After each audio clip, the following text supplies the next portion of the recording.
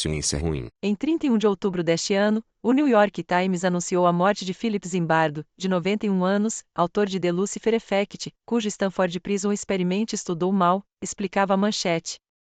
O experimento prisional de 1971 alegou estudar o comportamento de pessoas colocadas em um ambiente prisional simulado, onde algumas foram escolhidas aleatoriamente para atuar como guardas, onde outras foram escolhidas para atuar como prisioneiras por um período de 2 semanas.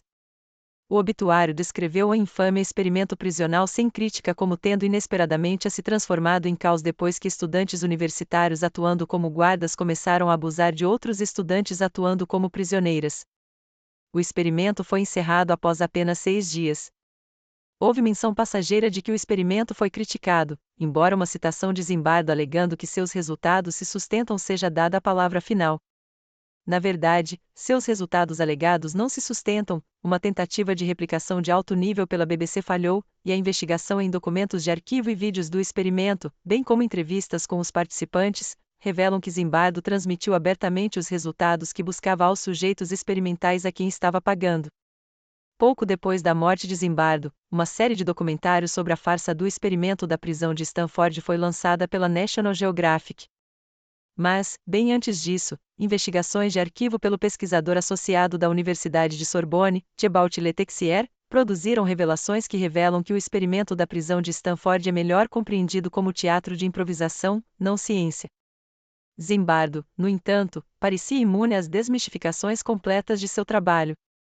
A ideia de que indivíduos completamente bem ajustados colocados em ambientes institucionais, onde recebem autoridade sobre os outros, imediatamente se transformarão em tiranos abusivos e delirantes aparentemente tem amplo apelo geral. Mas por quê?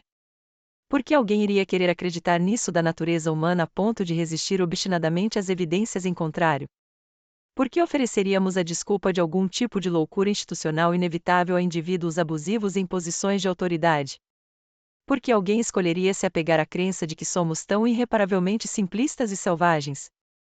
Por que essa crença pode ser reconfortante ou validadora, a ponto de ainda não reconhecermos a desgraça de Zimbardo?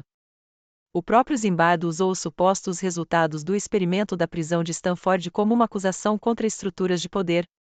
Ele não estava desculpando tiranos, ele estava denunciando a autoridade. E isso, ao que parece, foi o suficiente para desculpar Zimbardo por sua fraude científica. Mas não há benefício humanitário óbvio em acreditar na interpretação de eventos de Zimbardo, independentemente dos fatos reais. Na verdade, mal-entendidos sobre as capacidades humanas de cooperação, altruísmo e compaixão podem facilmente ser antecipados para ter um efeito negativo se forem internalizados de forma geral.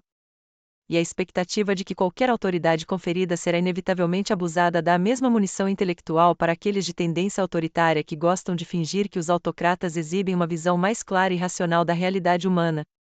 Nossa antecipação do que podemos esperar das pessoas, dadas certas condições, determina o que acreditamos ser as condições ótimas que podemos construir para elas em ambientes específicos e pode até impactar o que calibramos como resultados ótimos.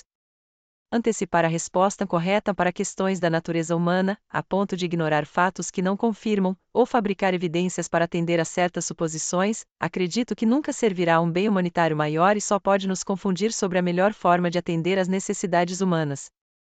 A ideia de que a ciência é sempre política parece ser defendida mais veementemente por aqueles que buscam promover ensinamentos científicos abertamente políticos.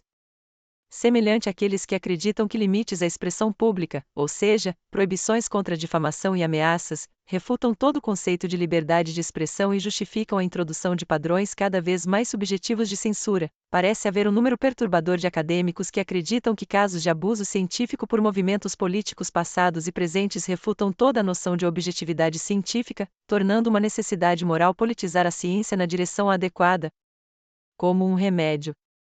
Acredito que isso seja tudo ao contrário. Somente com uma compreensão firme de fatos objetivos podemos esperar desenvolver os melhores métodos para aumentar o florescimento humano, a felicidade e a longevidade. Dessa forma, o comportamento moral depende de nossa melhor compreensão científica do mundo, e nossa melhor compreensão científica depende de uma compreensão dos fatos tão objetiva quanto pudermos alcançar. A compreensão objetiva sempre será uma meta aspiracional. Filtros subjetivos sempre colorirão nossas visões de mundo, mas é um erro tomar o reconhecimento desse ponto como significando que a objetividade é uma mera ilusão que podemos ou devemos deixar de lado em favor de uma ciência abertamente politizada. Da mesma forma, assim como a ciência não pode alegar saber nada com 100% de certeza, isso não significa que toda e qualquer afirmação de fato seja igualmente provável ou válida. A democracia representativa é indiscutivelmente menos democrática do que a democracia direta, mas isso não a torna igual à autocracia. Como as metas aspiracionais podem nunca atingir seu estado mais puro, isso não quer dizer que devemos desconsiderar limites arbitrários em nossos direitos civis, censura em nossa fala ou aceitar fraude científica. Embora a ciência nunca possa ser 100% objetiva, podemos e devemos trabalhar para garantir que ela seja o mais próxima possível, sempre que possível, e nunca deixar de descartar dados falhos ou fabricados. Na ciência, deveríamos esperar ver o que é, em vez do que achamos que deveria ser.